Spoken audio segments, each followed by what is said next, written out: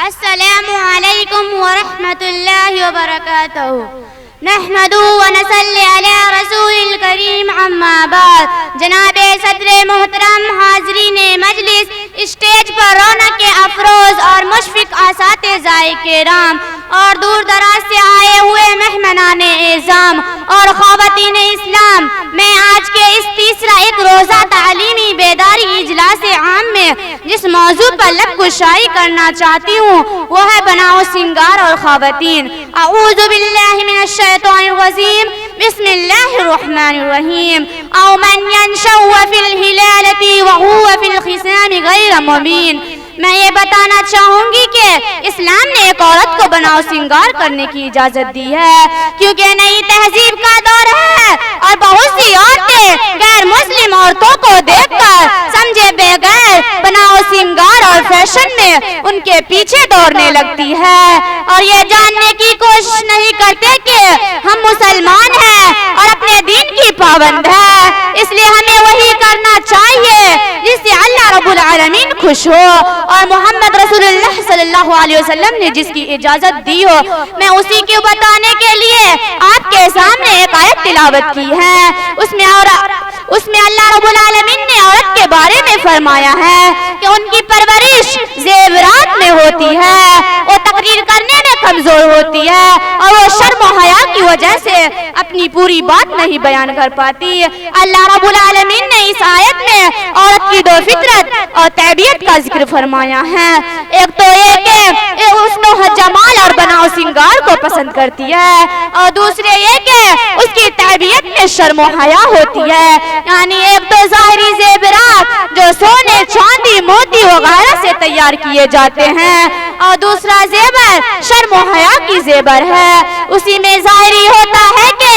لڑکیوں، عورتوں کے لیے اسلام نے بناؤ سنگار کو ناجائز قرار دیا ہے، چاہے سونے چاندی کی زیورات سے ہو یا مہندی اور ابٹن یا پاؤڈر یا کریم یا چوڑیوں سے ہو، لیکن ان کے ساتھ یہ بھی ضروری ہے کہ یہ بناؤ سنگار اپنے لیے ہو یا شادی شدہ عورت ہو تو اپنے شوہر کے لیے ہو، نمائش غیروں کو دکھانے کے لیے نہ ہو، کیونکہ اللہ رب العالمین کا ارشاد ہے وَلَا يُبْدِينَ زِينَتَهُنَّ إِلَّا مَا ظَهَرَ مِنْهَا، کہ اپنے بناؤ سنگار غیروں کے سامنے نمائش نہ کرے، لیکن نقاب وغیرہ جو ظاہر اوپر میں ہوتا ہے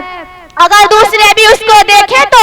یہ بات نہیں بولے، بلکہ اللہ رب العالمین نے یہاں تک فرمایا ہے وَلَا يَضْرِبْنَ بِأَرْجُلِهِنَّ لِيُعْلَمَ مَا يُخْفِينَ زِينَتَهُنَّ، کہ اب زمین پر اتنی زور پیر نہ مار کر چلے کہ ان کے زیورات، پاجیب وغیرہ کی آواز سنائی دے۔ ایک دوسری آیت میں ہے وَلَا تَبَرَّجْنَ تَبَرُّجَ الْجَاهِلِيَّةِ الْأُولَىٰ، کہ زمانہ جاہلیت میں پردے کے مانند اور اپنے حسن و جمال کو نمائش نہ کرو۔ ایسی عورت کے لیے خوشبو لگانا جائز ہے، لیکن انہیں ہلکی خوشبو لگانے کی تاکید ہے اور تیز خوشبو لگانا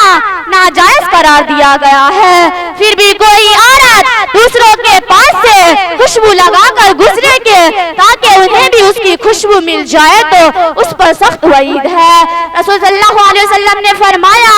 جو کوئی عورت خوشبو لگا کر کسی قوم کے پاس سے اس لیے گزرے تاکہ انہیں بھی اس کی خوشبو مل جائے تو وہ عورت زانیہ ہے۔ ایسی عورت کے لیے کپڑے اور لباس ناجائز ہے اور مردانہ ہوتے ہیں۔ ایسی عورت کو اسلام نے ملعون قرار دیا گیا ہے۔ پھر گدنا گدوانا، اپنے بالوں میں دوسرے بالوں کو جوڑنا اور پیشانی کے وان نوچنا اور دانتوں کو باریک کرنا، یہ سارے ہی کام ناجائز اور لعنت کی چیزوں میں شامل ہے۔ صحیح بخاری کی روایت ہے کہ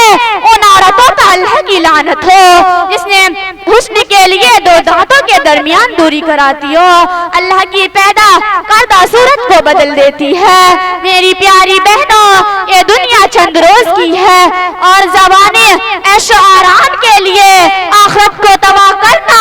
اور جنت کی خوشبو تک سے بے نصیب رہ جانا کوئی مسلمان عورت نہیں پسند کر سکتی۔ آئیے میں آپ کو پیارے نبی صلی اللہ علیہ وسلم کی ایک اور حدیث سناؤں جن سے بڑا انسان کا ہمدرد پیدا ہو اور نہ پیدا ہو سکتا ہے۔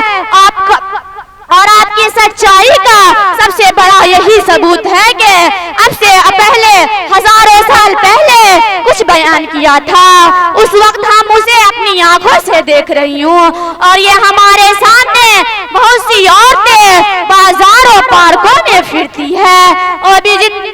بھی جن کے کپڑے اتنے باریک اور بدن پہ سٹے ہوئے ہیں کہ وہ کپڑے میں بھی ننگی ہوتی ہے۔